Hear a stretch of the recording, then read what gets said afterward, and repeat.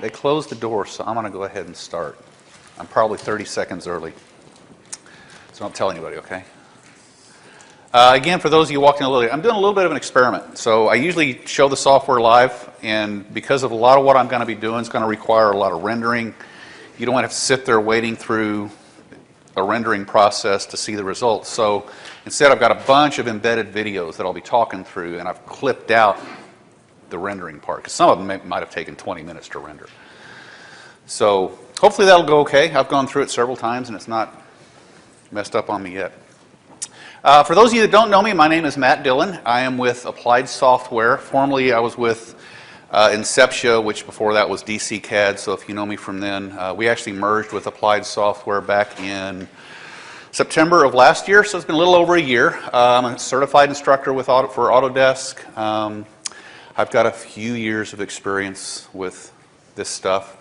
I'm not a hardcore Max user, so I'm assuming that most of you guys are coming from kind of the same place I am, which is your main focus is maybe Revit, but you'd like to be able to do some rendering in Max, but you don't live in Max, you don't have time to hire or the money to hire a staff of people to do things in Max that live in it, breathe it, sleep it, that kind of thing. Is that pretty close? That's who this class is geared for. I have done a lot of renderings through the years. I actually started, does anybody remember an old program called AutoShade? Yeah, see, all the gray-haired people remember that. I think the first rendering I did was with AutoShade, and it was around 1987, somewhere around there. We've come a little bit since then, okay? But I've seen a lot of iterations of stuff. I've gone down a lot of rabbit holes, and I'm hoping to prevent you from going down some of those rabbit holes that I went down trying to figure out how to make this stuff work. So with that, this is not an advanced class. Hopefully that's already been made clear. So if you're a hardcore Max user looking for some really cool advanced tips, you're probably not going to get anything like that in this class. But again, if you're just somebody that wants to be able to take what you do normally day to day in Revit, bring it into Max and get some decent renderings, do an animation, that's what this class is for. Has anybody in here never used Max before? Okay, that's fine. I do assume, though, that you have a basic understanding of the interface. And if you don't get up and walk out. You should get something out of this. But I'm not going to really cover a whole lot of stuff about basic interface things. So what we're going to talk about in this class is first just talk about the various options and strategies for bringing a Revit model into Max. There's a lot of ways you can do it. I'll show you some little tricks on how to better manage the geometry when you bring it in. We're going to talk about the new Art Renderer versus the Mental Ray Renderer. So the Mental Ray Renderer has been around for several years. The Art Renderer is brand new. So it's just been added to Max in 2017. It's now the default renderer in Revit 2017. And we'll talk about that, when you might use one versus the other. Did anybody go to the class this morning on the Art Renderer? I was relieved when I sat through that class that he didn't contradict anything that I've already figured out, because sometimes you don't know what you don't know, right? So that was good news for me. We're going to spend a lot of time talking about photometric lighting especially. This is a really big deal with Max. Revit as well, but it's even a bigger deal with Max. A little bit about materials. And then the last part of the class, I'm going to show you how to create a keyframe animation, the simple way.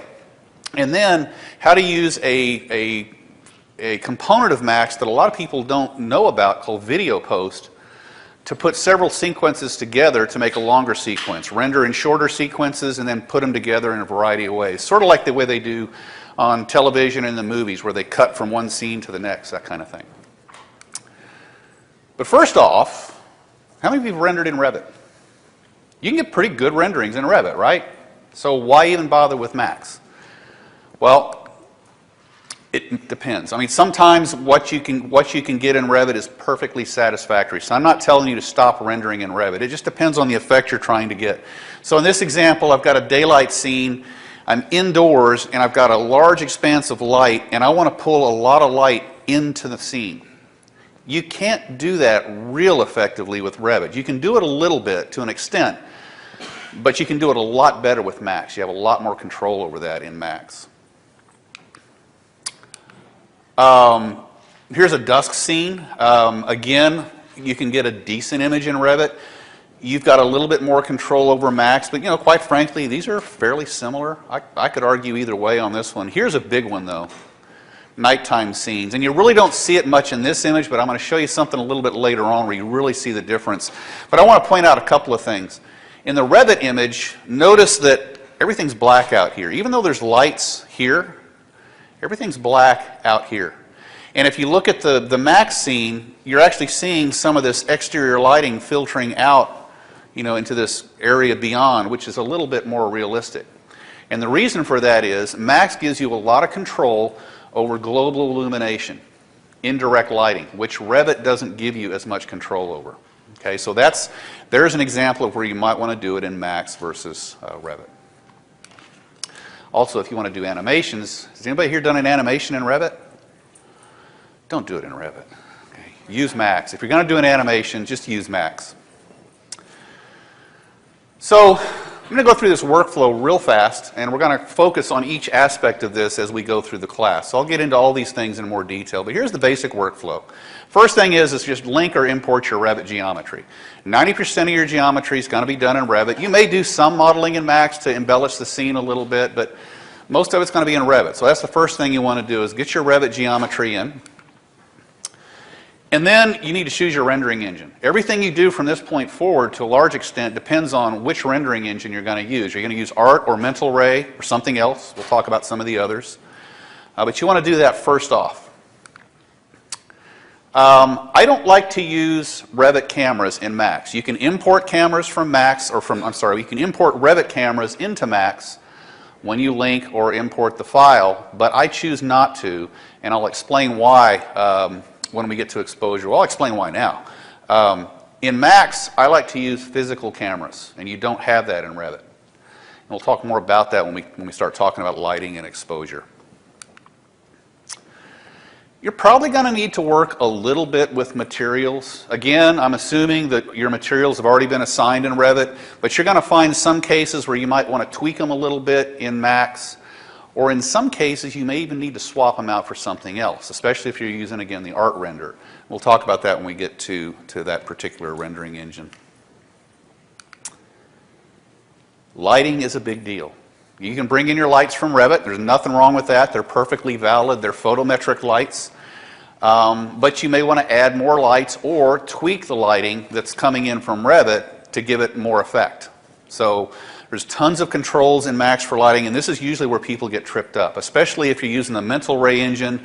There's all kinds of settings here for global illumination, and this is where you can go down a lot of rabbit holes. I'm going to try to keep you from doing that. If you choose to use Mental Ray, I'll show you kind of the settings that I like to use that seem to work best for me. You need to work with exposure, and if you've rendered in Revit, you know how exposure affects the scene. It's the same concept in Max. So it's not that hard to pick up on. Again, I recommend the physical camera. It gives you a little bit more flexibility with different exposure options. Different cameras can have different exposures, and you can play with different things. And then you're going to do a lot of iterative rendering. So you're going to be fine-tuning your lighting, fine-tuning your materials, and you're going to want to be doing some test renderings. You don't want to spend a lot of time on these. So there's little tricks you can do to adjust the render quality to kind of get a preview without doing your final rendering and get through them fairly quickly until you're ready to do that final rendering. And we'll cover some of the little tips and tricks for that. And then finally, do your final render. And in case I forget to mention this when we get to this step, when you save your render, don't do this. Let's see if I've got it on this slide. Nah, of course not. There's an option. We'll probably get to it later, but there's an option in your render settings. There's an output option where you can render directly to a file. And a lot of people will go through all their test renders, and then they'll render their final render to make sure it looks like what they want, and then they'll go and render it again to output to a JPEG or something. Don't do that. You can save right from the render frame window right there. So when you render that final image, yeah, that's the one I want. Just hit the little save button right there, and you're good. You don't have to render it again. So let's dive in a little deeper here and talk about importing and linking. So which would you do, import or link? It's pretty straightforward. Obviously, if you're importing, there's no link. That's why it's not called a link. back to the original file. So if you've updated the Revit model, you have to re-import. You can't just update the link. If it's a large file, that could take a while. With links, of course, you can update the file. And what's cool, I'm going to show you some little tricks to manage that file. So if you've made changes to the Revit model, you don't necessarily have to relink the whole model or upload the whole or update the whole model, just parts of it. This may seem like a big deal here that, you know, if you import the geometry, the Revit objects become editable meshes, so you can actually edit them. You have full control over editing those, but as soon as you start editing that mesh, you've pretty much destroyed the geometry. Has anybody ever done that? Right? I'm going to play with this a little bit. Boom, it's no longer a window or a wall, it's a blob. So even though the Revit objects are largely uneditable, they're still editable to some extent, even when you link them in. Primarily if you need to, say, swap out materials or something. You can still do that. I personally prefer the file linking. I don't do much importing at all. I prefer file linking myself. And if we talk more about file linking, some strategies for that, we'll get to that in a minute. I want to talk about this as well. There's two places you can go to link the file in. You can go to the application menu here, and you'll see several options for linking or importing the file. But you can also go over here to the Utilities panel in Revit. You'll notice there's no File Link button here. If I click on More, then I'll get a whole list of additional utilities, and you'll see File Link there. But if you're doing this a lot, and you will, wouldn't it be nice just to have the button right there? Right? So we can do that. You can actually customize this interface fairly easily. So I'm going to go ahead and run this little video to show you how to do that. So you'll notice this button here. I got the shakes today. Too much coffee. So that button there actually allows you to configure those buttons. So right now there's 8 buttons. You can see in the list there's File Link Manager. I'm just going to add a button. Just add one more button, or I could take something off of one of those buttons and replace it. But I'm going to add a button and just drag that File Link Manager tool over to it. Click OK, and it's there. And it'll stay there until you take it off. Okay, so that's a real quick, easy way of bringing in the making File Link Manager a little bit more accessible. So if you're going to link, there's 2 ways you can do it, essentially. You can link in an FBX file. Everybody know what an FBX file is? Okay, so that's kind of like the 3D translation file for Autodesk. FBX is a good way to transfer 3-dimensional data from, say, Revit to Navisworks to Max to, I can go from Showcase to Max using FBX, Max to Showcase using FBX, sort of like DXF for 3D geometry that includes materials. But we can also link Revit files directly. You don't have to go FBX. So if we look at the differences, if you go FBX, you have to open up the Revit model and export the FBX from Revit. So you go to the application menu, export FBX. You've got to be in a 3D view to do that. And when you export that FBX, all of the texture maps that define your materials in the Revit model get saved in an FBM folder in the same location that you export the Revit file to, the FBX file to. So you've got both of those you have to manage. You've got the FBX file and all those texture maps that go with it. Otherwise, in the Max scene, you won't see the textures. If you link it, you can link the Revit file directly into 3ds Max. You don't have to open it up in Revit. You can just go grab the file, and as long as there's a 3D view in that Revit model, you can choose the 3D view to link, and it'll bring it in. You don't even have to have Revit on the machine. And more importantly, there's no FBM folder. We'll see this more later when I get to materials, but the texture maps stay right where they're at. They're referenced in their original location, so you don't have to manage that. So I prefer linking, and I prefer linking directly from the RVT file. Now there is one case where I will link an FBX file. We'll get to that a little bit later. So again, here's an illustration of that. Linking in an FBX, if I look at a texture map, this is just a piece of the material editor in Max, and this is a texture map that's partly defining the material that I'm dealing with. And you can see where it's referencing it. It's in the folder that I stored the FBX file at. And if that moves, then I've lost all references to those maps, and I got to rebuild those materials and repoint them to all those maps. The maps are there, I just have to rebuild it and point to those locations, but that can be a pain. And if I go RVT, notice right here, it's looking at the material in the original place that it came from. This is just one of the default AutoCAD materials, and the material is stored in the default AutoCAD material library. But let's say I created my own custom material with my own custom map file and stored it in a folder called My Maps, somewhere up on the server or wherever. Doesn't matter. Wherever it found it when it originally linked the file in, that's where it's going to reference it at in Max. I don't have to make sure it follows my file around. Okay. And again, it's linking a Revit file. So if you ever noticed in Revit, when you go to the application menu, you got the suites workflows. You ever seen that? Don't use it. It's kind of a placebo. It makes it look like it's making it easier for you. First off, it's always going to export an FBX file. And if you look at the different settings for all of these different ways of exporting an FBX file, the differences between them are practically non-existent. And it's not a big deal.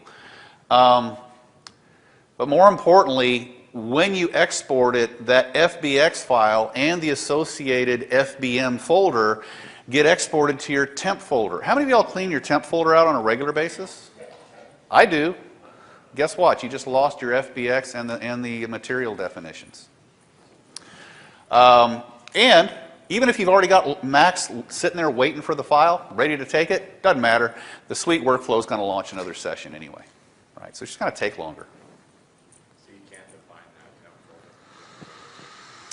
Not to my knowledge. The question is, can you define it to make that temp folder go somewhere else? Make the FBM file go somewhere other than temp? I don't think so. Yeah. I mean, once I realized what was really happening, I said, I'm not going to do it. I can do it manually and do it better that way. Okay, so whether you're linking FBX or RVT files, there's a couple of strategies you might want to take advantage of. I mean, sometimes these Revit models get kind of large. And every time you make a change in the Revit model, you don't want to have to upload the entire model. So a few things to be aware of. First off, when you link the file in, you've got these presets. How do you want to derive the Max geometry? And the one I usually use is this one here, by Revit material. So instead of a wall being an object in Max, no. Everything that is gypboard has a gypboard material assigned to it. That's one object in Max called gypboard. And then everything that might have a limestone veneer assigned to it, that's an object called limestone. So it gives me fewer objects to manage. It makes it really easier to swap out. Like if I want to say, well, you know what, instead of limestone, I want to make it brick. Well, I can easily make everything that was limestone brick just by swapping out the material on that one object. Now let's say I have a few walls where I want a little bit more granular control, where I might want to say, you know, that wall there, I want to make an accent wall. So I want to be able to get to the gypboard on that wall and make it separate from the gypboard on these walls and assign a material separately to that. That's when I would link that geometry in using the do not combine entities to where, yeah, it's a wall. That wall is an object, that wall is an object. So you can mix and match depending on what you want to do with the objects. How much control do you want over them as to how you bring them in? Regardless of which one of these presets you use, I would suggest you split your Revit model up. And the way you do it is in Revit, set up 3D views with just the geometry that you want visible for that piece of the model in that view. So when you export an FBX or you link a Revit file, again, you're doing it based on a 3D view in the Revit model. And the only objects that will come over are those objects that are visible in that view. So I've got all these Max views set up with different parts of the model visible in them, and that allows me to link those in separately. So that if I made a change only on the first floor, then I can just reload that part of the model instead of having to reload the whole thing. I could ignore these other views. Does that make sense? So a little bit of pre-work in the Revit model will go a long way when you go to bring it into Max. And then once you bring it into Max, to get a little bit more control over selecting those objects, or maybe just turning them off and on to get them out of the way, put them on layers. How many of y'all use layers in Max? For a long time, I kind of ignored layers in Max, because once I went from AutoCAD to Revit, it's like, thank God, no more layers, right? But I've kind of come back around, and one of the things I like to do now is when I link these various pieces in, each view gets assigned to a corresponding layer in Max. So again, it gives me a little bit more control over selecting them as well as turning them off and on. So I got a little video to show that. Now you'll notice in the video the layer manager isn't even available right here. So I'll show you how to access that if you don't know. So first thing, we're going to go up to the Utilities panel, click on the File Link Manager button. Go ahead, click on that. There you go. Okay. And go grab the Revit file.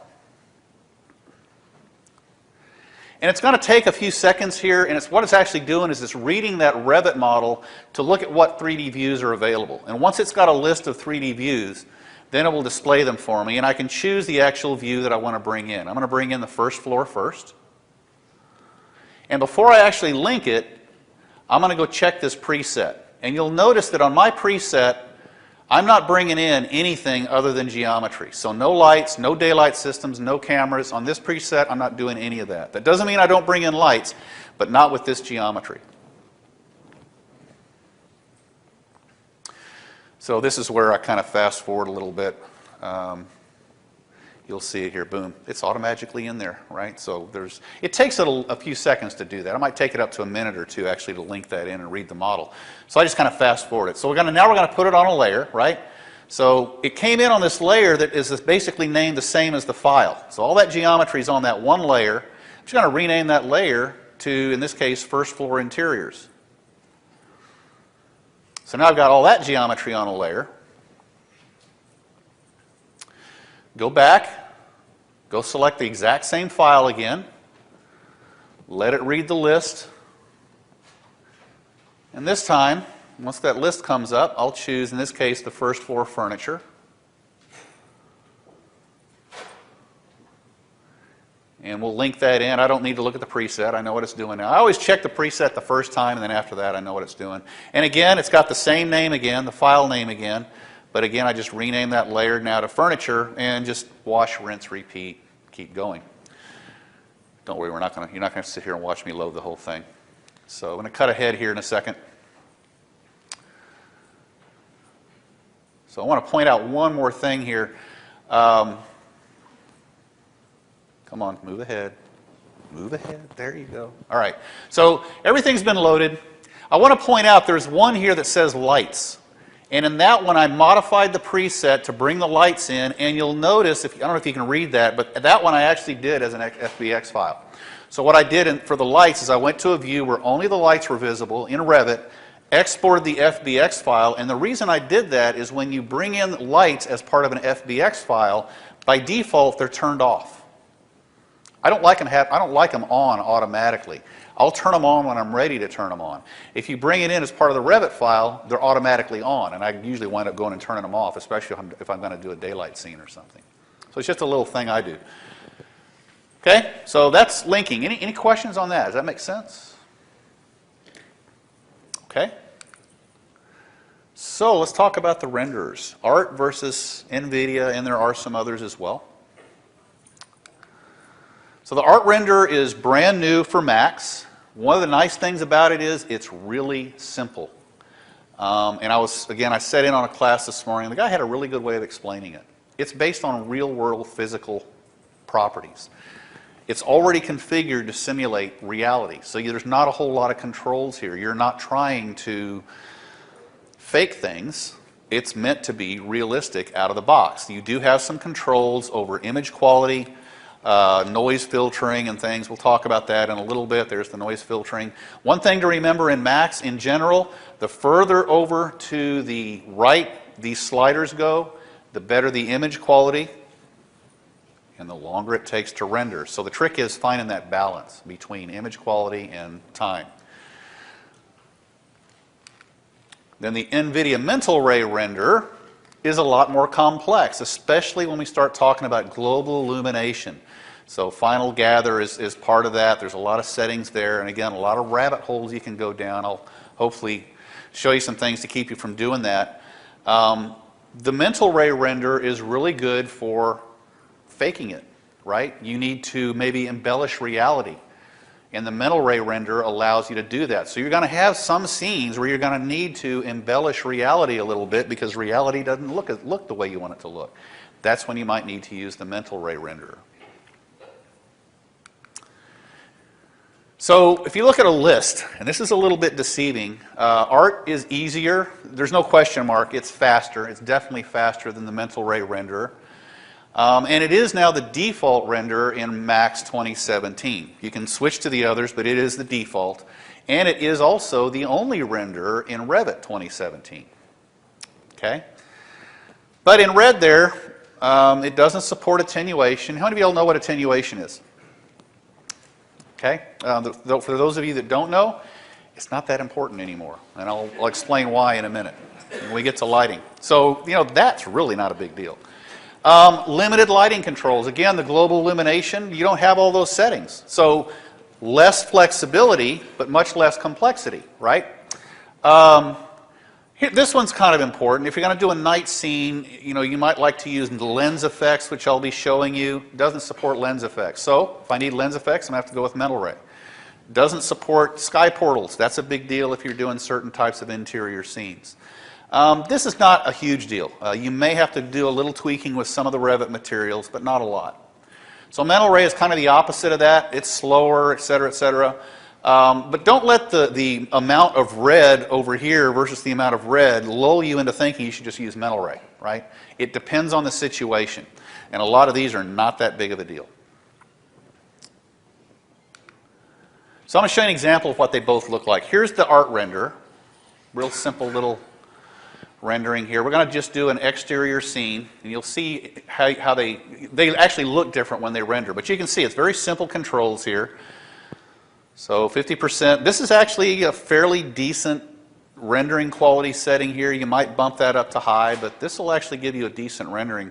Watch what happens though. You see how it kind of pixelates? So the art renderer, what's cool about this one is you can set it for a certain quality, but you can actually watch the image as it gets better and better and better, and you might get to a certain point, maybe halfway along, where you go, you know what, that's good enough, stop, and save it, right? So there's the finished art render. Now let me show you the mental ray renderer, what that looks like. So there's the mental ray renderer, same scene. Look at all these settings here. I'm just going with default settings here. We'll talk more about these in a little bit. And I've got quite a bit. Hopefully everybody downloaded the handout. If you didn't, make sure you download it. I've got tons of information on different options for these settings here and when you might want to use them one way or another way. This is called a bucket renderer.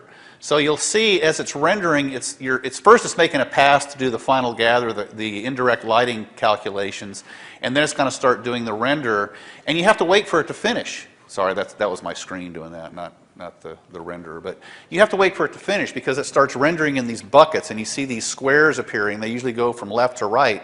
You can't just say, good enough, stop. Doesn't matter. If it's good enough, great, but you still got to wait for it to finish, right? And it does take longer. But the final quality is comparable for an exterior rendering. So which one do you use? These are my recommendations, and if you want to take a picture of this, I'll hold this up. I'll leave this up here for a little bit. I've done a lot of experimenting since 3ds Max 2017 came out, kind of played with it a lot of different ways, and here's kind of what I've come up with. If you're going to do a simple exterior scene with daylight, so sunlight, you can use either one. They both give you a good quality rendering. Nighttime scene, exterior, use mental ray. We'll dive into this a little bit more later. Interior, daylight only. In other words, inside scene, if you have a large expanse of glass and you're trying to bring in daylight and light up the interior of the room, use the mental ray render because you're going to need to tweak reality a little bit. Interior daylight plus artificial. So anytime there's daylight on the inside of the building and you're trying to really leverage that daylight on the inside of the building, you're really talking mental ray. Okay, now if it's just a little bit of daylight, like some small windows up there, but mostly artificial light, I'd go the other way. But if it's a lot of daylight you're trying to bring in, use mental ray. Artificial only, you can use art or mental ray. In general, either of these here that say art or mental ray, I'm going to make it real simple on you, go with the art renderer.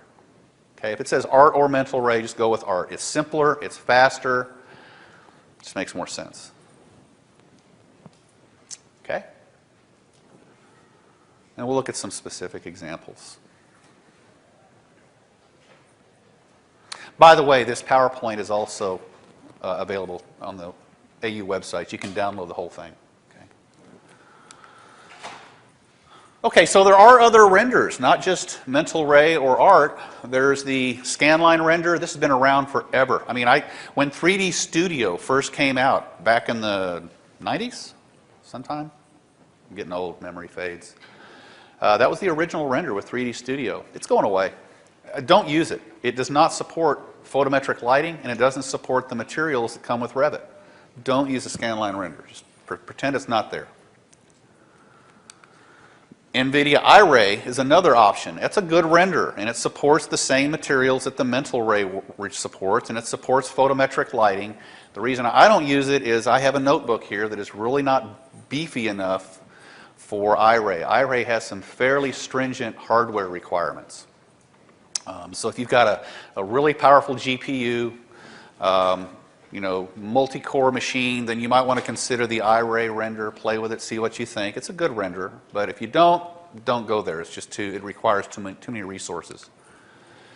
V-Ray, a lot of people like to use V-Ray. I'm not that familiar with it, and the reason I'm not that familiar with it is I'm a cheapskate, and V-Ray costs money. It's extra. It's a third-party render.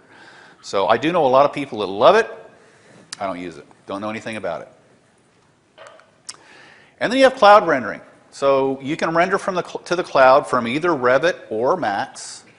It's quick and easy. There's some cool things you can do along these lines here. Many fewer options. Again, easy usually means fewer options. It pretty much always works out that way. Depending on the quality and what you're trying to do with the rendering, it may cost you some cloud credits, but the cloud credits aren't much. I mean, what is it, $1 a credit or something like that? It's not that big of a deal. Let me show you an example of a panorama if you haven't ever done one of these. So this is a cloud rendering here, right? Just a static image. But this is a panorama that I actually downloaded. Really simple to do. So, you've been hearing a lot of stuff about VR out here, right?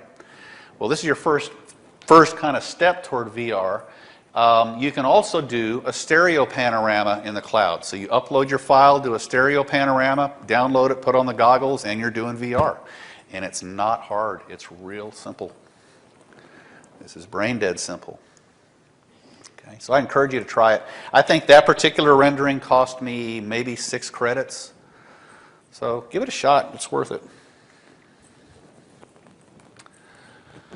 Okay, my favorite topic, photometric lighting and materials, almost my favorite topic.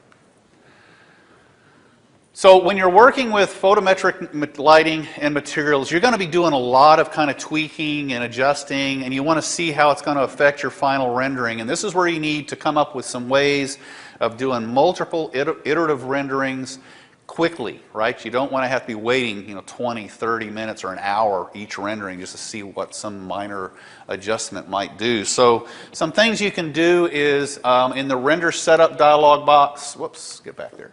In the render setup dialog box in the art render, you can just set your quality way down low like this. I'm turning off noise filtering here.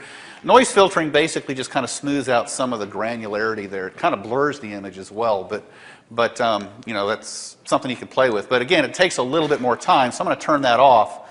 And in the common settings here, I'm rendering to a lot smaller size. So I might render normally to like 1920 by 1080, but for this test, I'm going to render to 320 by 180. It takes it less time. Now the result here is a pretty grainy image. But if all I'm trying to do is get a sense of the overall lighting, this is all I really need. And it doesn't take any time at all. If I need more detail, less graininess, well, then I can do something like this. I bump my quality up, which is going to increase rendering time, but then I say instead of rendering the entire view, I just want to render a blow-up area to the same image size, and that'll speed it up again. And so here's an example of how that's going to work. So we'll do the art renderer first. We'll go to render setup. So here again, I'm setting my render size to a small size. And then I'm going to drop my render quality all the way down to minimum, and I'm turning off noise filtering. Also, fast path tracing. That's usually fine for almost every rendering you do with the art render, the fast path tracing. The other option, the advanced ray tracing, is really if you've got a lot of reflective materials, that might be a little bit more helpful. But frankly, I haven't noticed much difference, and it takes longer. So there you go. It's, again, grainy, but you get a good sense of what the lighting's going to do. Okay, if I do it now, if I want to get a little bit more detail on that table, I'll up the quality here to draft. And I'll change it to a blow-up instead of a view. When you go to a blow-up, you've got this box here that you can drag around, position it where you want, and then you can play with those little corners to kind of get the size the way you want. You got a similar thing in Revit. And then go ahead and render that. It'll take a little bit longer, but not much. And again, you get a little bit better quality image so you can see more detail on it. So again, pretty simple with art. There's not a whole lot of settings to manage. So the next one is mental ray, same process. So in mental ray, again, on the common settings, I'm going to render a view. I'm going to render to a small size. But then when we get to global illumination right here, I'm going to take final gather, which is the calculation for indirect lighting, set it all the way down to draft, so it's the lowest quality possible, because that can really take some time. And then go ahead and let it render. And also, I pulled up the render frame window. This button here pulls up the render frame window so that I can drop the image quality all the way down. There's probably another place to do that, but that's just how I do it with mental ray. And again, you notice it does take longer than the art render, even with those settings dropped all the way down, because it is calculating final gather. I need that because I'm trying to bring in exterior light, and that's what final gather helps you do. So I get a decent quality rendering. It's fairly quick, fairly easy, right? But again, the key is lower the quality until you're ready to bump it up for that final rendering. Another tool that's really valuable in Revit or in Max for comparing renderings, among other things, we're going to see this again when we get to animation, is the RAM player. And what this allows you to do is to compare renderings. So, I do a rendering, I say, I think I'll change this setting here. I can then do another rendering and compare the two in the RAM player to see what some of the subtle changes might have been. Because sometimes it's not real obvious. Gee, it looks like it didn't do much of anything. And then you load it in the RAM player and go, oh yeah, it did. This is a lot better, right? So it's really helpful. I'll show you how that works. It's pretty straightforward. So first I'm going to do a render. And again, I'm in the mental ray rendering. Again, we're dealing with an exterior scene, light coming in. This is just with the default final gather settings, default global illumination settings. So I've done that rendering, and I'm now going to capture it in the RAM player. So it's the bottom of this rendering pull-down menu. So right here I've got two channels. I'm going to load it into channel A, the last rendering, and just store it. So I'm just going to minimize that window. Don't close it, you'll lose the rendering. And then I'm going to make an adjustment. I'm going to go to my final gather settings, and I'm going to bump up the number of light bounces. So how many times is light bouncing off the objects in the scene?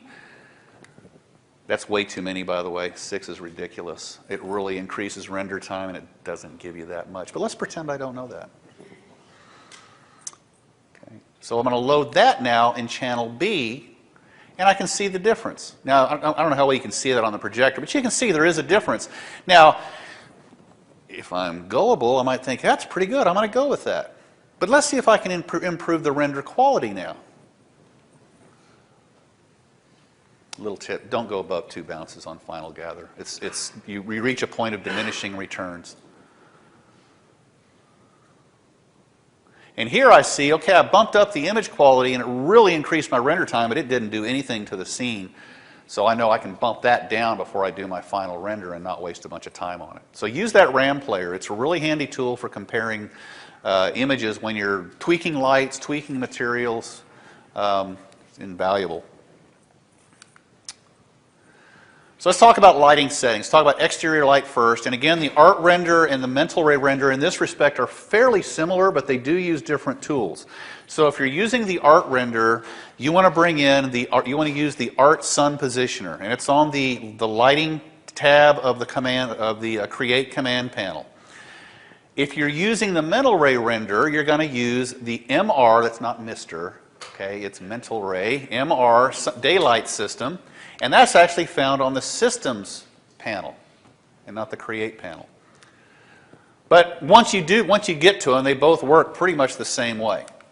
They both include both a light source and an artificial sky environment, which also casts light as well. So I'll show you both of them. Here's the art sun positioner.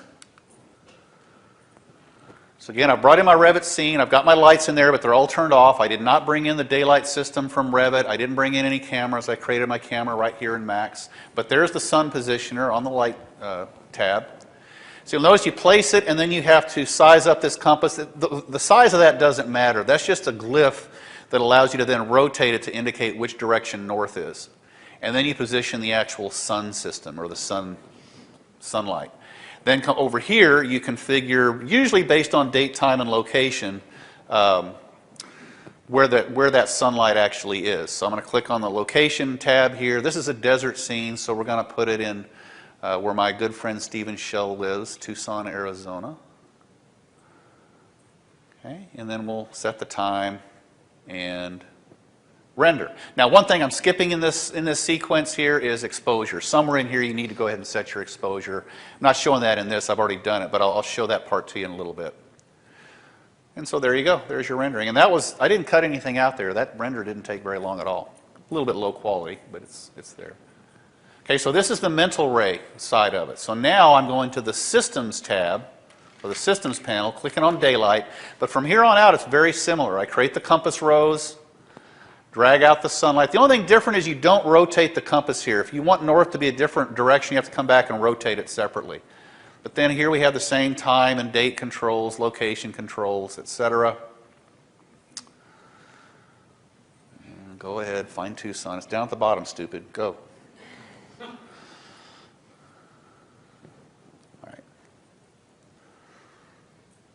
Anyway, you get the idea. It's going to look pretty much the same. So let's talk about artificial lighting. Sunlight's pretty simple. And if you're doing an exterior daylight scene, that's about as complicated as it gets. But if you're doing an interior scene, then you're probably going to need to use some artificial lighting.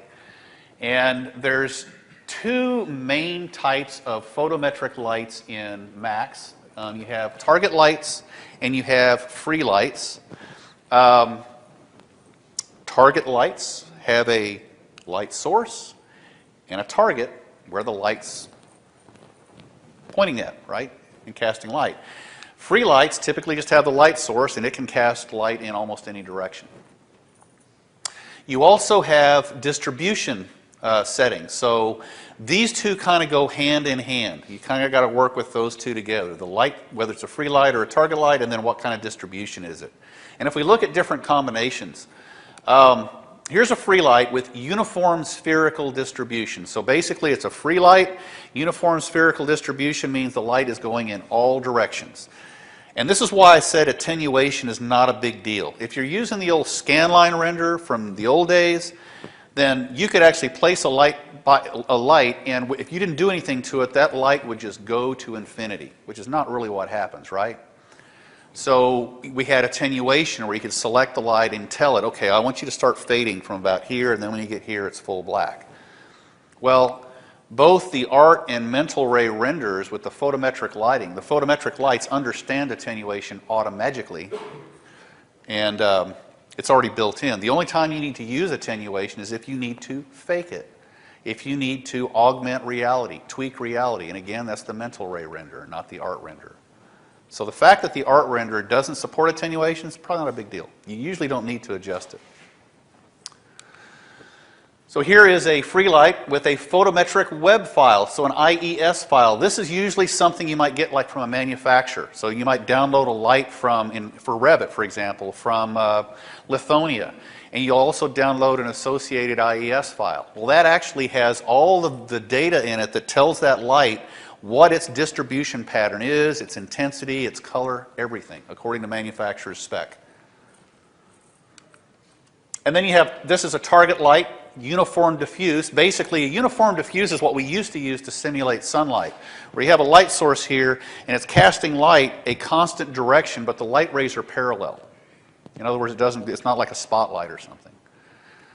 I don't use those too much. I do use these a lot, spotlights. Spotlights are kind of cool for highlighting certain things. And again, you're usually going to do it with a target light because you need the light and you need where it's casting light to. And you've got these settings here, hotspot and beam, or hotspot beam and fall off field. Basically, that's controlling the size of the light, the beam for the spotlight, and the distance between these two numbers controls how sharp that is. So if you want a really crisp spotlight, that distance should be really small. If you want it to kind of fade to black gradually, then make that distance larger. And it's got the spinners. You can adjust them and you can actually see what's happening there as you adjust. What I like to do is when I place a light, find a template that's close to what I want. This makes it a lot simpler. Instead of going and tweaking all those little settings, find something close to what you want. Do you want an incandescent light bulb? Well, then maybe go here to this 100-watt light bulb preset, place the light, go to the Modify panel, grab this preset, and it'll basically set it up with the intensity and the distribution pattern for a 100-watt light bulb. This is the same light, I just assigned a different template to it. There's the 100-watt light bulb, same light now with a 4-foot pendant fluorescent. And then you can adjust it from there if you want it to be more intense, change colors, whatever you want to do. So exposure control, this is huge. And usually I will do this before I start tweaking lights. So I'm kind of doing this a little out of order. Usually the first thing I do before I start actually working with my lights is I go ahead and set my exposure control. It's done on the environment dialog box. So you go to the render pull down, you don't go to render setup. I don't know why they don't put this in render setup, but they don't. There's actually a specific setting for exposure control, and actually what it's going to pull up is this environment dialog box, which is also where you can get to your special effects. Again, I use physical cameras, so that's why I don't bring in cameras from Revit. When you go to the command panel and you go to the camera tab, you'll see 3 types of cameras: target, free, or physical. Use physical. If you use the physical camera, it's just like a target camera. You tell it where you want the camera to be, where you want the camera to look. But in addition to that, it simulates real-world camera properties. Now, I'm not a photographer, but if you are, and you like working with things like shutter speed, frames. There's one in particular I'm looking for is the ISO of the film, like 150 ASA or ISO, whatever. It's been a long time since I even used a 35mm camera. But you can actually do that in this Modify command panel for a physical camera, and the exposure is saved with the camera. So you can have multiple cameras in the same scene with different exposure settings. Here's one on the inside of the building for an interior scene. Totally different exposure setting from this one on the outside of the building for an exterior scene. Just switch from one camera to the other and you've already got your exposure set. Always do this preview. Get your exposure set up here. Hit this render preview. It doesn't take very long and it gives you a real quick idea of what your exposure is. And if you need to adjust these settings, this will update automatically as you adjust. So you can get it close, you can play with the settings, and you'll see that kind of adjust as you go. So here's some recommendations I have in general. If you're doing an exterior daylight scene, in general you want high EV values. So this value here, anywhere between, say, 12 and 14. Like when I do renderings that are like from where I'm from, San Antonio, I usually have them like around 12 or 12.5 because the sun's a little bit more intense than maybe up north where I might have it at 13.5. Okay? Also, if you're doing an exterior scene, you're going to want to go ahead and process your background and daylight settings. So again, if you're using a sunlight system or a daylight system, you've got the sun and you've got that simulated sky. Well, you want that to actually be part of your light, right? So you want to make sure you process that. But then again, everything else is set to physical camera exposure control. For interior scenes, I typically don't process the background. I don't use the map and I don't process the background. I'll talk more about that in a little bit. Notice I put asterisks on there. I do know people that do, and you can play with it back and forth, but I prefer not to. But notice here the EV values are a lot less. So for an interior scene, you typically drop that exposure to a lot smaller number. And then you may want to play with the white point. So especially on an interior scene, just changing that number to the lower the number, the cooler the scene. So here I'm dropping from, and this is a preset, you can type in a number as well. I'm dropping from 6500 Kelvin to 4000 Kelvin, so 1500 Kelvin, and it really doesn't change it that much, but you know, you can change from a warmer scene to a cooler scene just by changing that value. Okay, so global illumination. This is, again, mental ray. So if you need to tweak global illumination, this is when you need to use mental ray. And what that basically is simulating is more ambient light, or what happens when that light hits this surface, whatever it might be. It bounces off that surface and has an effect on the things around it, right? And so that's what this is giving us control over, is how we want that to work. Now again, the art renderer does that. It just doesn't give you any control over it because it is meant to simulate reality. The mental ray engine allows you to fake reality. And in some cases, that's what you need to do. And this is a perfect example. With the mental ray engine, without Final Gather enabled, this is what I get. With Final Gather enabled, just with the default settings, I get this. Now, this still isn't as good as I'd want it, but it's a heck of a lot better than that. I still have more tweaking to do. But just Final Gather being on with the default 2 bounces gets me from there to there. Okay? So again, on your global illumination setting, I've said this once already, I don't ever go more than 2 bounces. Now, I taught this class a year or so ago, and I was showing you could go to 4, etc. I've changed my mind ever since, especially with the art renderer. Now, a lot of what I used to have to do to get the effect is now done with the art renderer. This kind of scene here, 2 bounces is enough. There's another way to get more light in here. So here's some challenging scenes along those same lines. And by the way, in the handout, I've got tons of different scenarios, and I've got the settings that I use to get the best rendering for those. So make sure you download the handout. I go into a little bit more depth in that. Interior scene, exterior daylight. So you got a lot of exterior light, and you need to bring that light to the inside of the scene. That's not easy to do, and the part of it is because our eyes perceive things different than a camera. I mean, how many of you are photographers? And even if you're not a photographer, you've done this. What happens when you're in a room and you've got a big window here looking outside, and you take a picture looking at that window? It's washed out, right? Because your camera wants to adjust to what makes the room look good. Well, if you adjust the exposure so that the outside isn't washed out, now the room's real dark. Your eyes don't perceive it that way, right? So this is why mental ray, we have to tweak it. We have to fake it to make it look like the way our eyes perceive it, because the art renderer is going to do it based on the way a camera sees it. Okay, so we're going to use mental ray. I'm going to set Final Gather to the default setting, so just low quality, 2 bounces. I'm not going any more than that because it's going to make my scene take much longer to render for very little gain. Instead, I'm going to use a mental ray skylight portal to magnify the amount of light coming in. You'll see some people that say, what you can do here is just adjust your exposure to brighten this up. Well, that's going to do exactly what a camera does. It's going to brighten this up, it's going to brighten that up too, and it's going to be washed out. So use this mental ray skylight portal. Here's an example. Okay, so we're going to go to the render setup here. And again, we're going to take the Final Gather settings. We're just going with default settings. So it's enabled, low quality, 2 bounces. That's it. I'm not going to mess with anything else on that panel. Those are rabbit holes. I mean, there's a ton of stuff that you can do with those, but frankly, for what we do, you don't need to. My exposure is set to 13.5 here. And if we do the rendering, again with Final Gather enabled, it's kind of dark, but at least I'm getting some light in. Well, now I want to drop the exposure like a lot of people would recommend. I'll go ahead and save this image.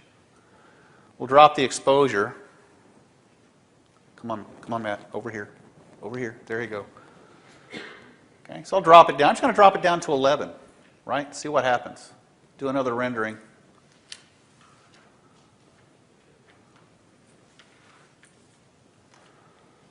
And exactly what I said. It brings in more light, but look at that, right? You can't see anything outside, so that's no good. So we're going to take this back to 13.5 over here. Come on, back over here. I'm confused. One of these videos, my mother-in-law was talking to me while I was doing. And she, you know, I was telling her, I'm kind of busy. Can we talk later? Yeah, we can talk later. By the way, was I? And she just kept on going, so I was kind of distracted. Okay, so now, yeah, I think it was this one. Just like, what am I doing? Okay, so here I'm going to the Mental Ray Sky Portal on the Light tab, right? So it's a light source. So you go to the Light tab, go to Mental Ray Sky Portal, and then I draw it in elevation in front of this glass here. So I'm actually looking at that glass in elevation. I draw the light portal to cover that up. You don't have to be real accurate. Then I move it up here so that it's sitting right to the outside of that glass. Okay, and that's actually an object that I can adjust. The arrow is the direction of light, so you can flip that if you need to. And then over here on the Modify panel, right here, this multiplier. In this example, I'm really exaggerating it. I usually only go to 2, but just to show you the effect, I'm going to 4. And you can see a drastic effect. I don't need to pull this up in the RAM player to show you, but there it is. And my mother-in-law was still talking to me. So we're just going to move ahead. You can see the difference, right? It's a lot brighter. So that's the Mental Ray Sky Portal. And again, that's why we use the Mental Ray engine for those types of renderings, because the art renderer doesn't support the Sky Portal. So another challenging scene, exterior daylight with artificial lights. So this is a scene that's kind of dusk, and I want to see kind of the effect of these artificial lights. In this example, I'm using indirect diffuse lighting, or it's actually, that's actually not quite correct. You'll see it in the dialog. It's indirect illumination is the actual correct term. It's a new feature in Max for the Mental Ray engine. I am using a Mental Ray Sky Portal with the normal 2.0 multiplier.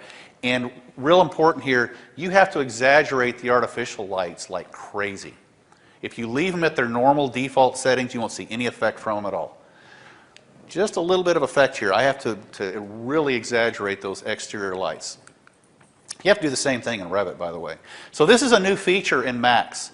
With the Mental Ray engine, they have this other setting here called indirect diffuse. Now, I try to avoid using this. I have been anyway, because it tends to take a lot longer. But I just noticed today, I was going through this presentation, it's like, why didn't I notice this before?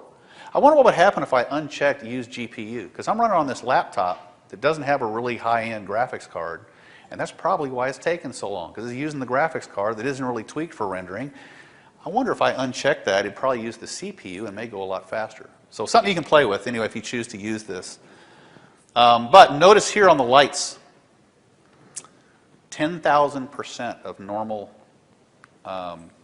intensity. That's what you have to do. You just got to fake it to get that effect. So here's another one. This is something that just recently started happening a lot in 2017. It used to happen a little bit prior, but you could adjust it with the Final Gather settings. Start sliding those sliders over to the right a little bit more. Of course, that increases render time. But even if I set Final Gather to the max properties on everything, I can't get rid of this kind of disco light effect for some reason in 2017 on a lot of these interior scenes. So I don't use Final Gather. Instead, I can use indirect illumination, the one I just showed you, and that takes care of it. It takes longer. The art render actually does a pretty good job. I could probably up the exposure here a little bit, but other than that, it actually does a pretty good job on it. Mm-hmm. Yeah, you can adjust it, but that really increases render size, render time. I mean, so all those settings, you can adjust them, and it does improve it. You can also adjust, you can also set the number, not just the sample size, but also the number of iterations and so forth. And that makes it get a little bit better each time, but then the render time just skyrockets, right? And it gets to be even worse than this one. So that's why I choose not to. I'm impatient. So here's the exterior night scene again. I use Mental Ray on these mainly because, again, with the indirect illumination or Final Gather, I can get this kind of glow, the light effects out here. The art render probably isn't going to give you that. The light just doesn't look realistic out here. The other thing is, in Max, you can add these lens effects, so like a glow or a streak or something. You can't do that with the art render.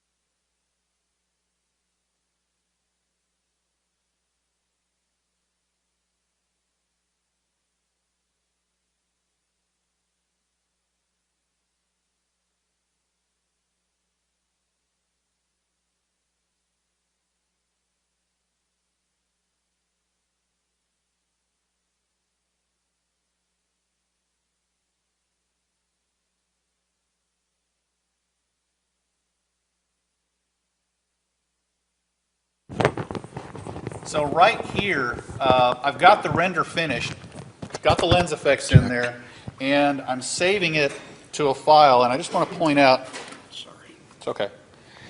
I'm saving it to a PNG format. If you save it to a PNG format, your background becomes an alpha channel, okay? I got it. So I'm saving it to making sure alpha channel there is checked on. And then I use Snagit as an editor. So if you have any kind of image editor, you can probably do this. Snagit's really good. It's cheap. Does a lot of cool stuff. So I just downloaded an image off the internet, and I'm making sure the image size is the exact same size as my render image size. And then I'll go open up the rendered image.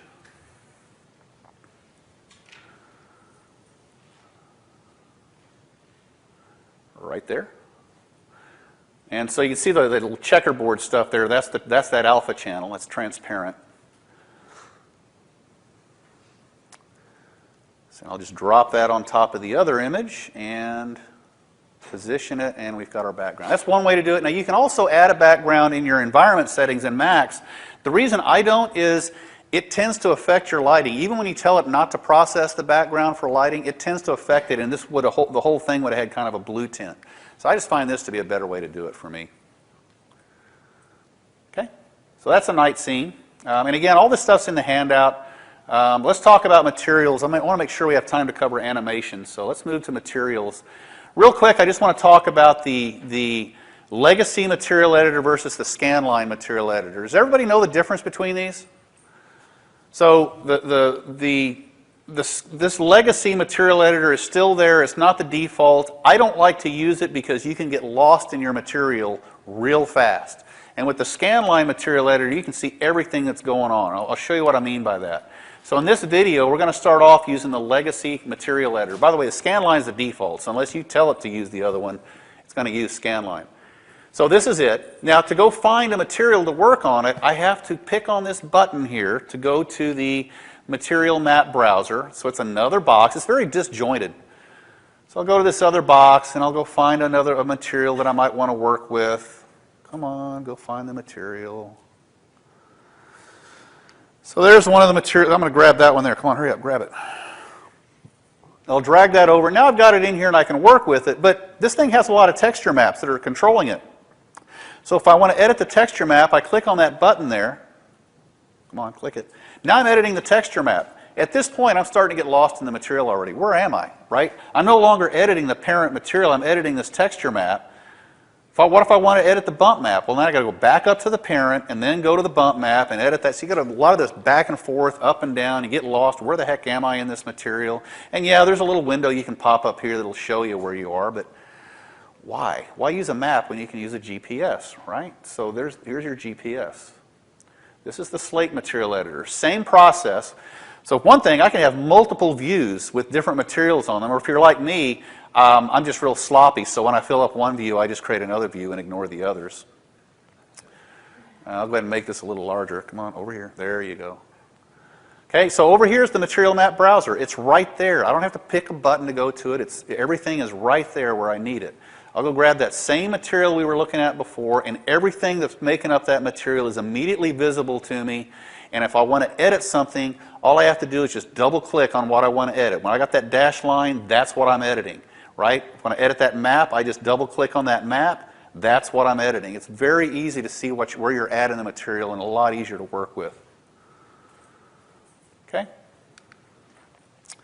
So let's talk about which materials to use with Mental Ray and art. It's pretty simple, really. These are raw materials, the new physical material for Mental Ray, or for art. That just came out in 2017. I'll talk a little bit more about that in a minute. These have been around for a while. These are Mental Ray compatible materials. They've been around for a while. Either of these will work. Whether you're using Mental Ray or art, either of these materials will work. Don't use standard. Standard is for the scanline renderer. Don't use it. Pretend it's just not there, okay? That's if you have to, I'm not talking about if you have to create a new material.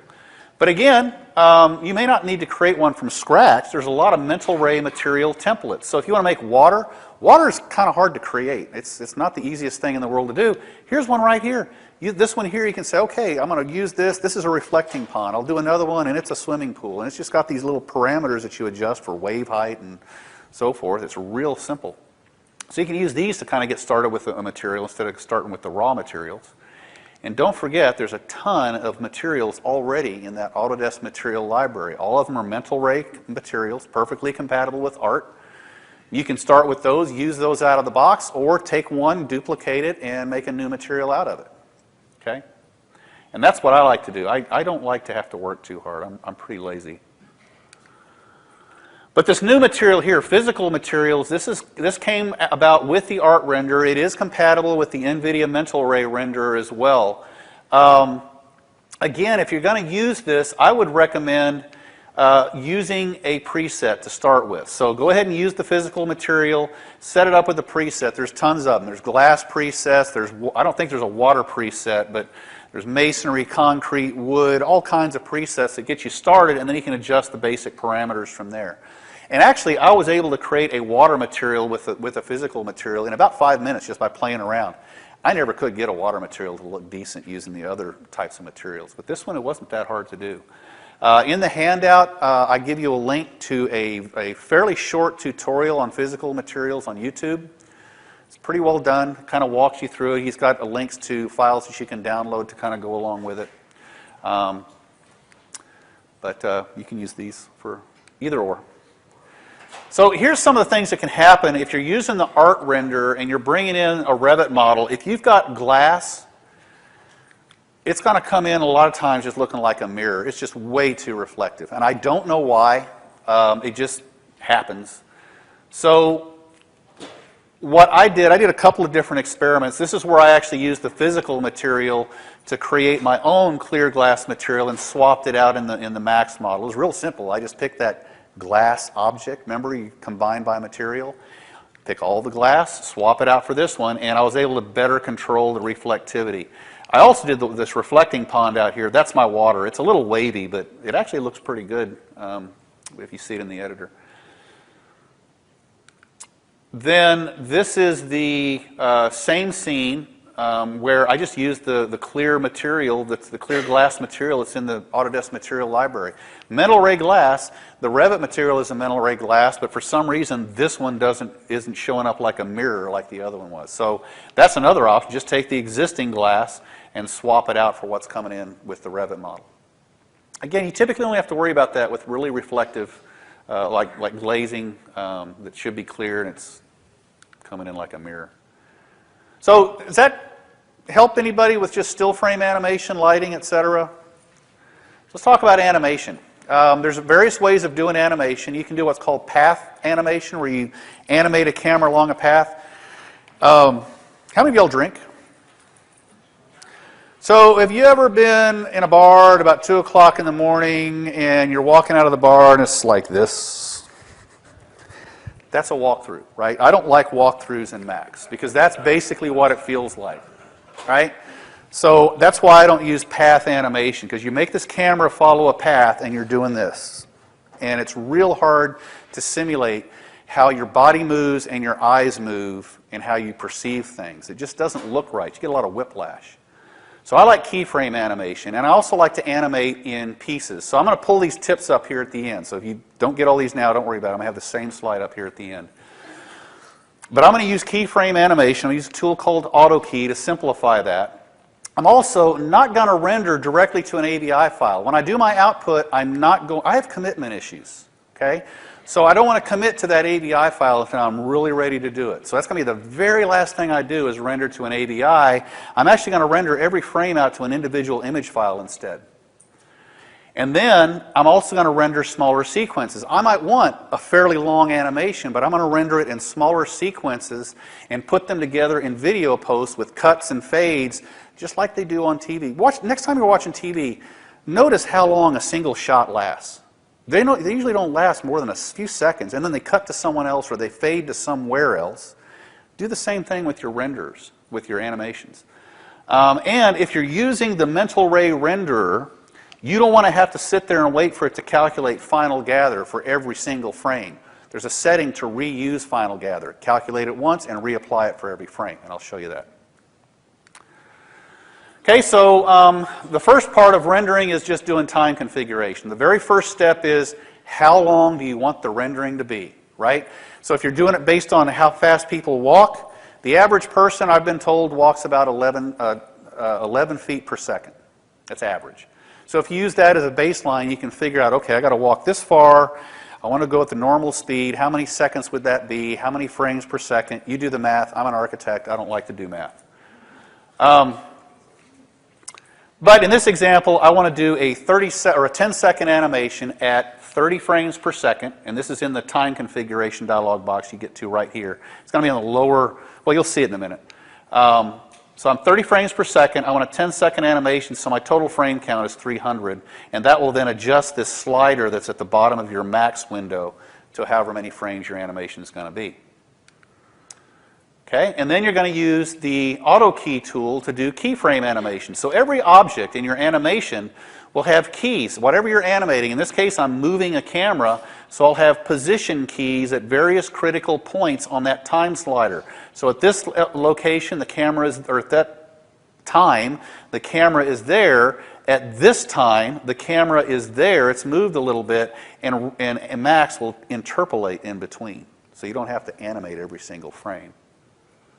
The key here with auto key, no pun intended, is only turn it on when you're animating. Because when that thing's turned on, anything you do is being recorded in the animation. So you want to be careful. So here's an example. We're going to animate this, basically this 30-second or 10-second animation for this camera. So the first thing I'm going to do actually is I'm going to configure my viewports. You notice I went to configure viewports. Right here on the display performance, turn off never degrade geometry, because you're going to be previewing this animation. You don't want your scene like disappearing or going to boxes or something. So turn that off.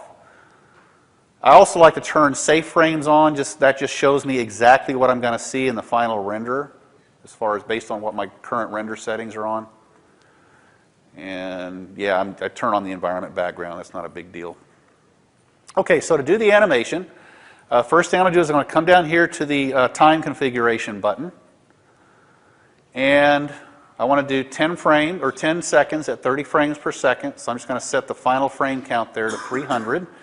And when I click OK, you'll see this adjust. Actually, before you even click OK, as soon as I went out of that box, that adjusted to 300 frames. Okay, so now I'm going to take the time slider. I'm going to grab the camera. And then I'm going to take and turn on auto key. Notice this thing turns red when I do that. That's my warning. Anything I touch is being recorded now as part of the animation.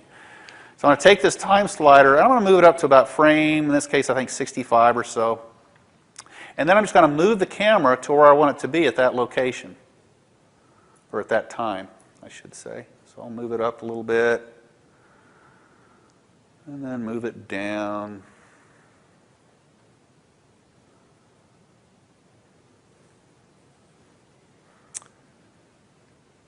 Okay, so once that's done, I'm then going to, come on, why am I doing that? I can't leave it alone. Okay, now I'm going to turn off auto key. So again, I don't want to do any more animation right now, but notice what happened. There's a key here and there's a key there. So that's where it started from, that's where it ended, and it just interpolates in between. Now, a little trick you want to do here, you don't want to start the motion as soon as the animation starts. The eye needs just a split second to adjust to things.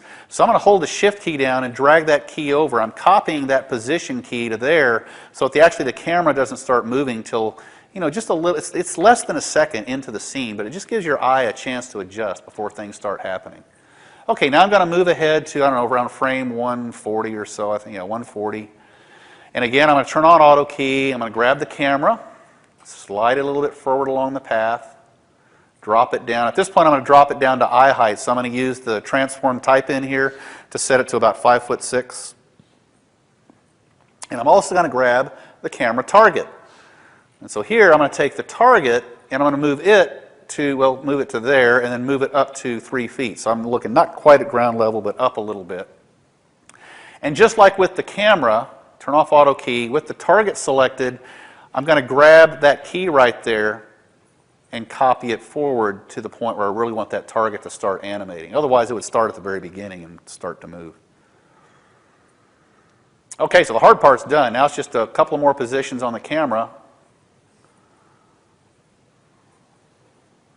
So we'll slide this thing forward to up here somewhere. But again, this is why you turn off never degrade geometry, so you can see that smoother animation as you're moving through it. So I'll move this up to here, turn on auto key, and again, just move the camera to where I want it to be at that time. And the target. I think the target I'm going to adjust a little bit here.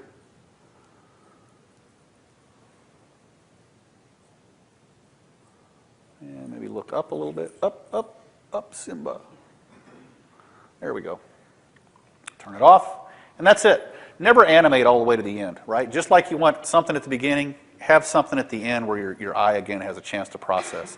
And then just play it back. Now, it's only going to play back in the active viewport, right? So you got to make sure in the viewport you actually want to see the animation in. But there's your playback. And it'll loop.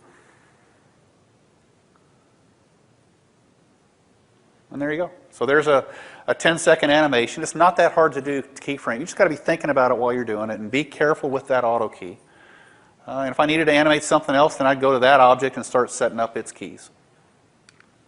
So once you get all those set up, well, actually, before we get to that, let's talk about this. Pretty stark scene right now. It's just a building, right? You don't want to just have a building and nothing else. So you want some shrubs and cars and people, that kind of thing. Entourage, they call it. Oops, sorry, didn't mean to do that. My what? Your posse, exactly. And I'm going to do a posse right here. So there's lots of ways. In the handout, I give you some links to different places. So there's the SketchUp 3D warehouse. I know Autodesk doesn't like me to use that word, but I'm sorry. There's a ton of stuff up there, and it'll work in Max. You can download trees, build. You can look up specific buildings. This model is actually, I did it for a little fake project at the school my son was going to, Texas State University. And I actually wound up downloading some actual buildings from the TSU site, right? It's up there. You can just look for them. You can download people. There's also ArcVision. ArcVision is good for very good quality photorealistic type people and plants and cars, but they don't move. There's no animation to them. This is actually built into Max. It's called Populate. How many of y'all like The Walking Dead? Right? And I only get it on Netflix, so I'm still waiting for season 7. Don't tell me who got... Don't tell me... I think I know, but don't tell me. So this is kind of like The Walking Dead inside of Max. I call it the zombie people. But for an animation where you just want something happening, I wouldn't do this for a still image because then you'd really notice that they look like zombies. But for an animation, it just kind of adds a little bit more motion to it, just kind of as a backdrop. So I'll show you how that works. Oops. Sorry about that. Try that again. Okay, so this is built in. First thing I'm going to do is I'm going to set up a flow. So you've got basically two things. You have flows and you have idle areas. And I'm going to set up a flow, which is just basically a path with people walking along it. So I go to a plan view here, turn off the grid just to make it a little easier to see what's going on. Click on Create Flow. And then just tell it where I want to start and where I want to end. And then, come on, hit escape. I think my mother-in-law was talking to me again on this one. There's a couple of them where she was like, shut up. Okay, and then over here, it's fairly random, but you can control some of the randomness with, what's the balance between male and female and running and slow and density and that kind of thing. So you can kind of play with those settings. I'm playing with them way too much here. Okay. Okay, yeah, move. Hurry up. You only got 10 more minutes. Okay, and then, so there's the path. Now you also want to make sure it's in the right place in 3D. It's kind of low here. The people will be down under the ground. So I'm just going to raise it up to like 6 inches below floor level. Also back here, you'll notice how it kind of just goes up and floats in the air because my ground isn't level. There's actually a way to put a break in it and build a ramp. I didn't do that here because I was lazy, but you can play with that. Okay, so that's the flow. Now over here, I'm going to do an idle area. I want some people kind of standing around in the front entry here. So I'm going to do an idle area. And those are right up here. A variety of different types of idle areas, but I'm just going to do a simple rectangular one. And I'm just going to do a little rectangle right in this area here. And again, the size of the rectangle and these settings here are going to determine how many you get. Right now, it's just got one. It's a fairly small rectangle. Here in a minute, I'll figure out I need to make it a little bit bigger. And sometimes you watch these videos of what you were doing. It's like, God, why were you taking so long to figure this out? So anyway, this thing, yeah, I'm going to, come on, pull it over. Pull it over. There we go. And you'll start to see some more people appear here. These little symbols here are going to be people when we're done. And then again, you can adjust density, etc., mix there. So once you get all that done, make sure that your frame count here matches your animation sequence. And then I'm just going to hit on this, click on this simulate button once I get through screwing around. Oh, I got to raise that up a little bit. So we'll do that. Come on, type it in, 6 inches. There you go. Okay, so then we'll pop back over here. I'll hit the simulate button right there, and it'll create all my little zombies. I think I'm just testing to make sure they were in the right place there. Okay. Simulate. So we'll fast forward through that, and you'll see my people magically appear here.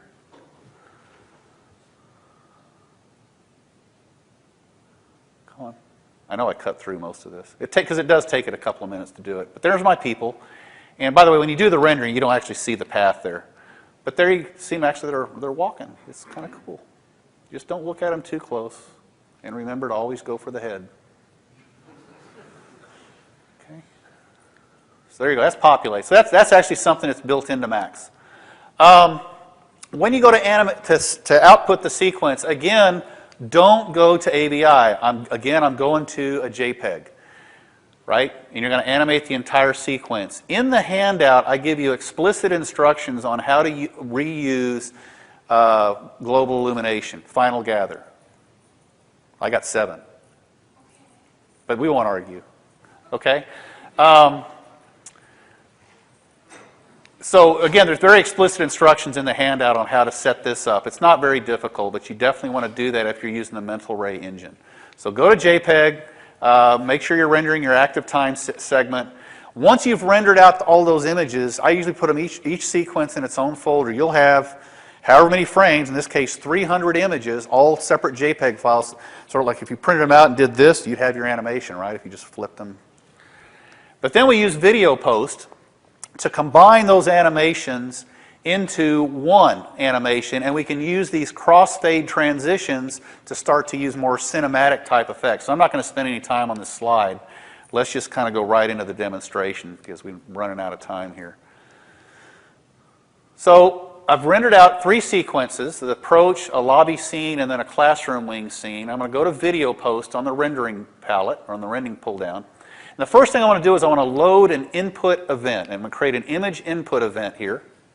And again, this is all in the handout. So I'm going to go grab my files, and there's my approach sequence. Again, all those images. All you got to do is pick the first one and then make sure you check on sequence, and it'll grab the rest of them. Okay, there's my frame count. It always starts at 0, so we got 300 frames.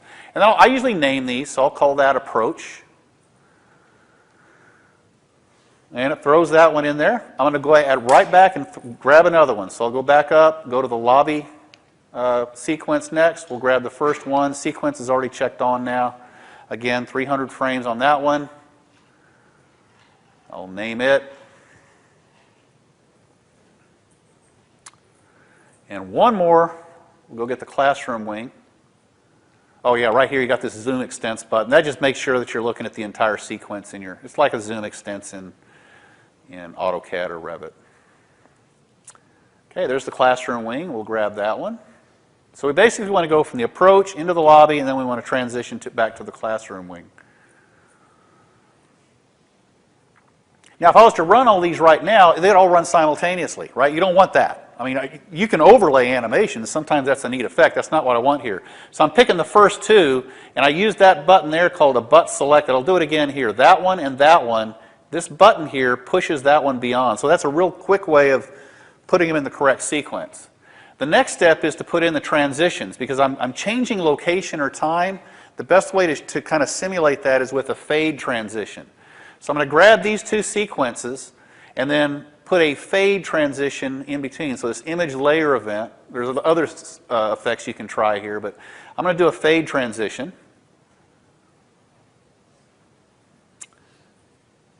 Okay, and then I'm just going to use these little sliders here to actually adjust where it starts. So that the transition will start at the end of the approach and go for maybe 15 frames. And then I need to, again, move this one, right? So again, I'll use that abut selected to adjust this so it happens at the end of the fade. And then this is a little tricky part. I want to fade from this one to that one, but if I pick those two, I can't get to the fade transition because that's now nested inside of that one. You have to actually link from the transition to the input event there.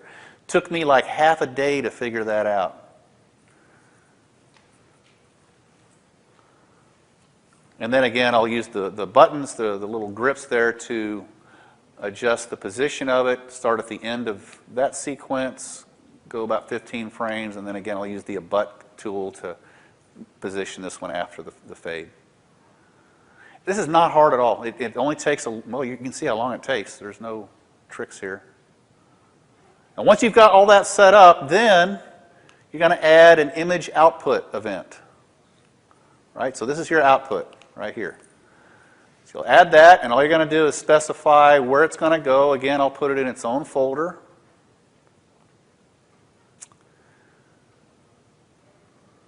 So what's nice here, at any point in this, I can come back in and edit some of these. I can take out one whole sequence and redo it, and then recompile it in video post. I haven't committed to a final animation yet. There's lots of flexibility here if I need to make changes.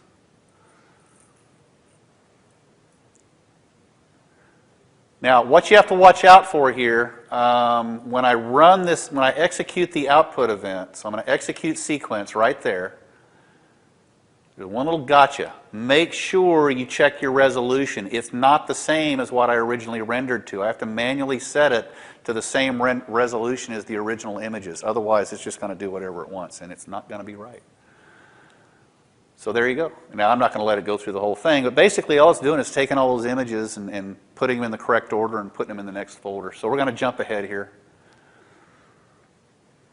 I said we're going to jump ahead. I said jump ahead. Trust me, we're going to jump ahead. So the next step is pull it up in the RAM player. So I said the RAM player has a couple of uses. We're going to next pull all these images up in the RAM player, do a final preview. If we like what we see, we're going to output the animation. So go through that real quick. I'm almost out of time. I think I'm just going to barely make it. So we're just going to open a file in the alpha channel, or the A channel. I'm going to go to Final Sequence. Again, pick the first one. Make sure Sequence is checked on. It'll open them all up, 922 frames. And again, fast forward. Now you can play it back. So you got playback controls in the RAM player. And there's your animation. Again, we haven't saved it to AVI yet. So right here, if I see something, oh crap, I don't like that, I can go back and re-render that section and just recompile. Right? But once I'm happy with it, now I'm going to commit. Take a deep breath. It's okay. So I'll give it a file name and save to AVI.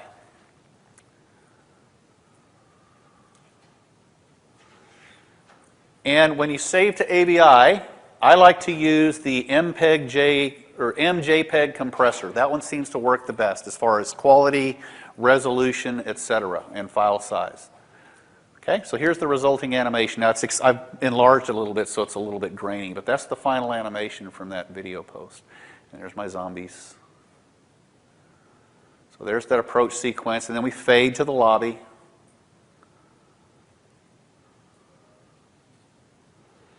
And then again, we're going to fade to back in there in that classroom wing. So now we're standing where we were looking before. See, they do look like zombies.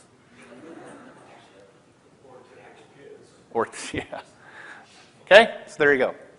So, real quick, those tips I had for you. Use AutoKey, but be careful.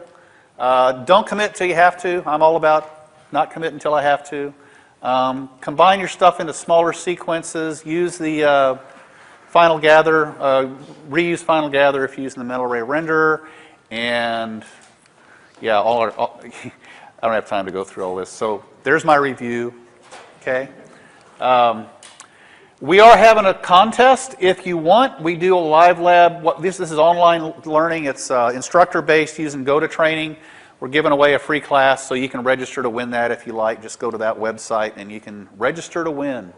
But I'm out of time. I'll have to pack up because I'm sure there's another instructor coming in, but I'll stick around for questions if anybody has any. I want to thank you all for coming. Thank you.